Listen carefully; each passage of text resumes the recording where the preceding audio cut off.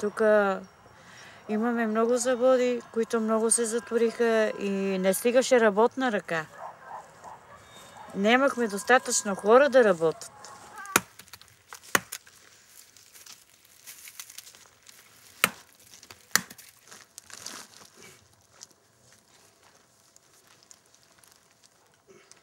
Frohe Weihnachten. Ето, Weihnachten. Не можем да го изгодим. Аз пък казвам на хората, фоя верна.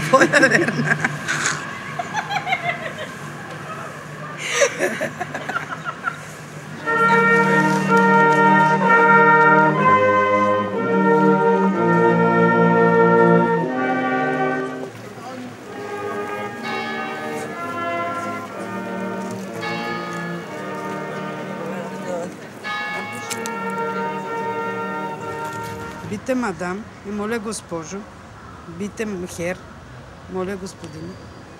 Бите хилфе. Бите хилфе. И какво е това? Моля, помогнете. Ясно. Като улицата Мария Хилфе. Мария, помогни. Значи, ако решиме тук да останем няколко дена на открито, да речем по полянки, тук градинки, няма да има опасност. Сега вие сте жени. Не знам. Нали?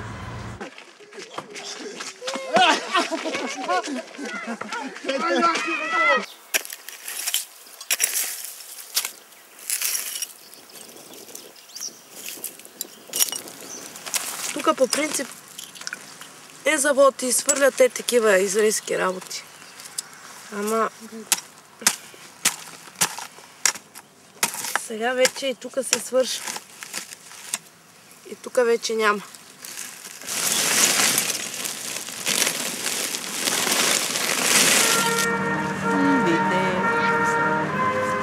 Бите хилфе. Бите хер. Бите мадам. Бите... Писна ми то живот, бъвърче. Искам да живеем като белите хора. Един нормален живот. Да има работа. Да се работи. Да се изкарва с труд. А не да седиш да се молиш на хората за 5 цента, 7 цента. Кой ти фърля 1 евро, кой ти 2, кой се подиграва. Happy birthday, happy birthday, happy birthday, Vasco, to you! Ура! Ма пляскайте, бъдете! Ама ти, че кога да не паднат от това? Гледайте, статуи да не се смеем, отказ бъде. Айде, де! Бе, ги ме стигате, де! Айде, бе, спорка! Сега ще рума кажа стихотворение. Айде, бе! Браво! Бите хер.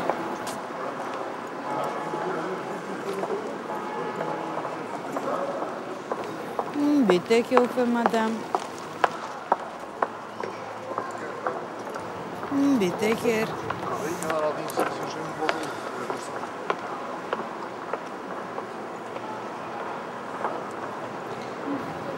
Бите хилфе.